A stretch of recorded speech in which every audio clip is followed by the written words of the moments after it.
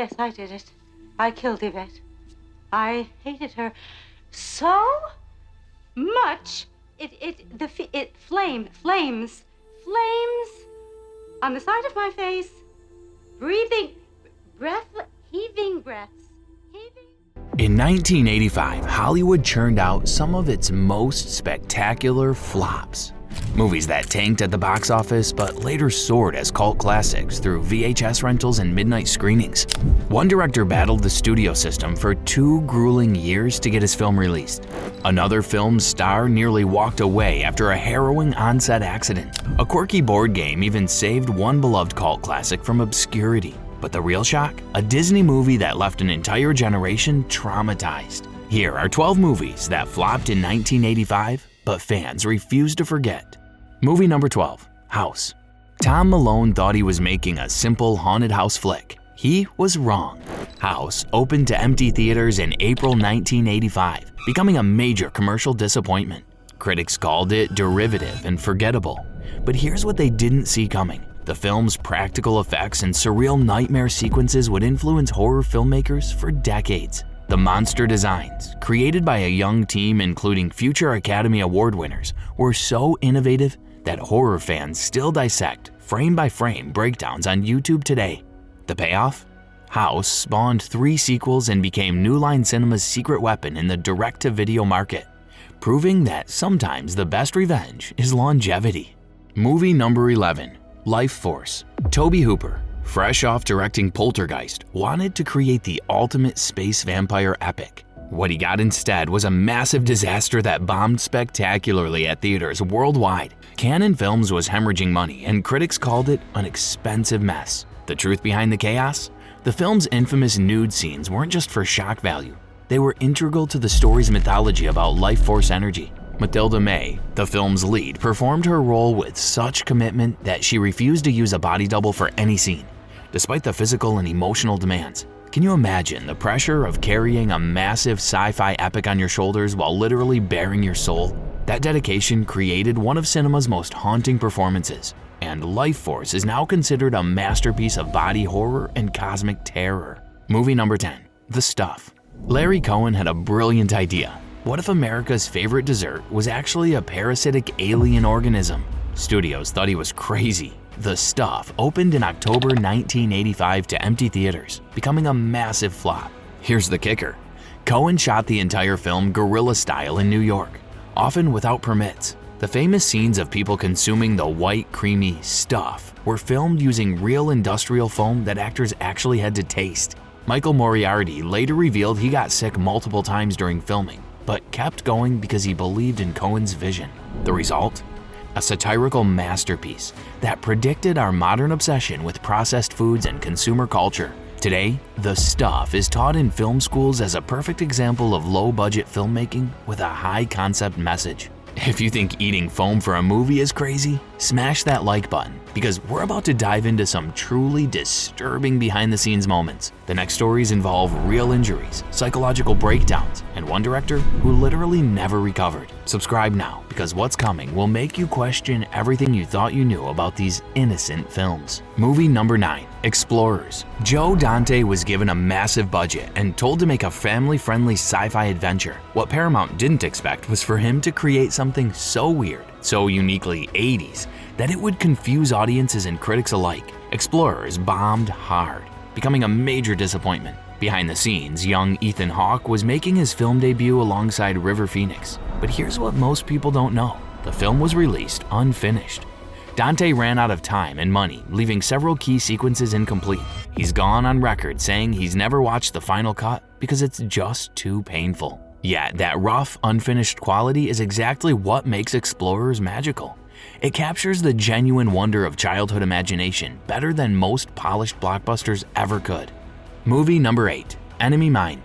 Dennis Quaid and Luis Gossett Jr. in a sci-fi survival story about 2 enemy soldiers stranded on an alien planet.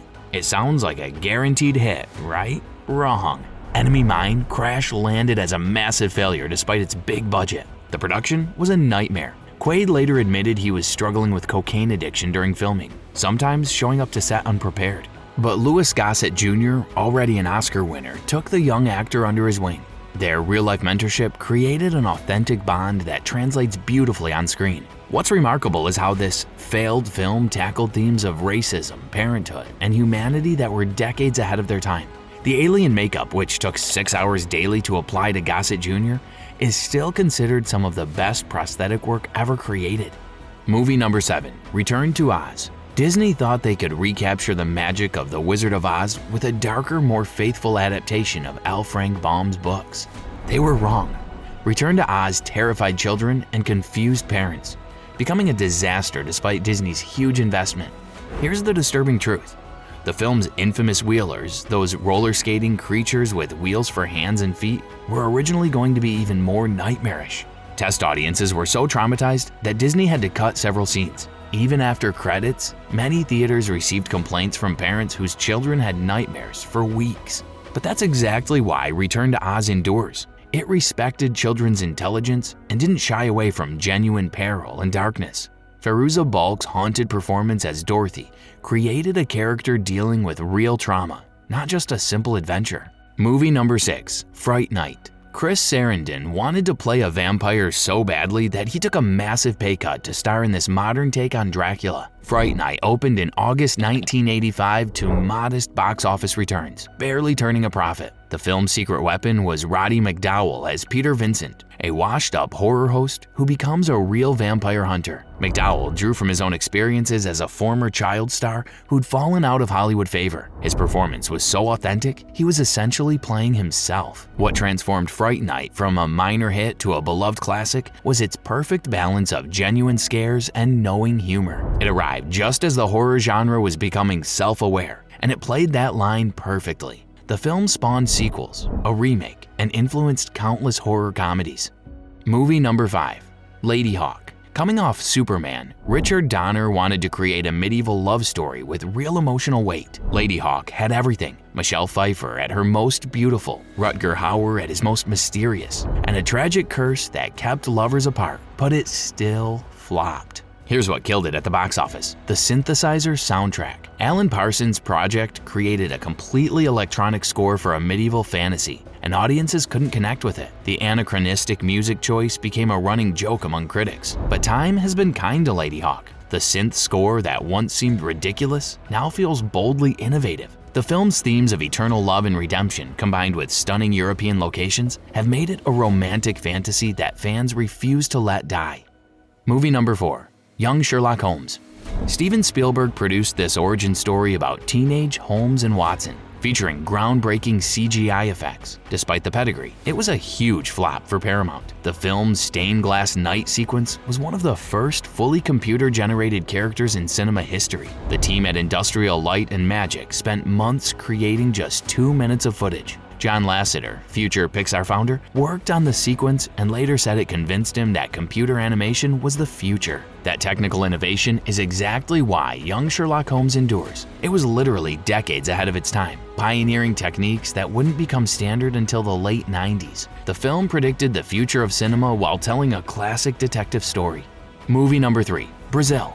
Terry Gilliam's dystopian masterpiece almost never saw theaters. Universal wanted to cut 50 minutes and add a happy ending. Gilliam refused, leading to a 2-year battle that became known as the Battle of Brazil. The film's limited 1985 release earned critical acclaim but minimal box office. Gilliam was so frustrated with studio interference that he took out a full-page ad in Variety asking, "Dear Sid Sheinberg, when are you going to release my film, Brazil?" The guerrilla marketing campaign worked, generating enough buzz to force Universal's hand. The result? A film that Roger Ebert later called one of the greatest ever made. Brazil's influence can be seen in everything from The Matrix to Black Mirror. Sometimes the biggest flops become the most important films.